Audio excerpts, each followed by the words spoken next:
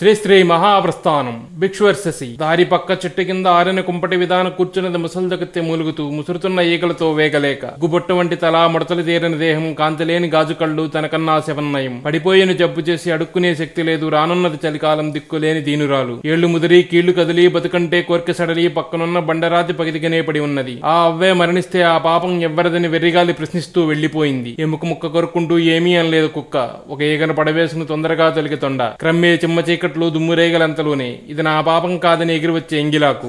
శ్రీ మహాప్రస్థానం భిక్షువర్షసి దారి పక్క చెట్టు కింద ఆరిన కుంపటి విధాన కూర్చున్నది ముసల్దగత్తె మూలుగుతూ ముసురుతున్న ఈగలతో వేగలేక ముగ్గుబట్ట వంటి తల ముడతలు తీరిన దేహం కాంతిలేని గాజు కళ్ళు తనకన్నా శవన్నయం పడిపోయిన జబ్బు చేసి అడుక్కునే శక్తి లేదు రానున్నది చలికాలం దిక్కులేని దీనురాలు ఏళ్లు ముదిరి కీళ్లు కదిలి బతుకంటే కోరిక సడలి పక్కనున్న బండరాతి పగిదిగిన పడి ఉన్నది. ఆ అవ్వే మరణిస్తే ఆ పాపం ఎవ్వరదని వెర్రిగాలి ప్రశ్నిస్తూ వెళ్లిపోయింది. ఎముక ముక్క కొరుక్కుంటూ ఏమీ అనలేదు కుక్క.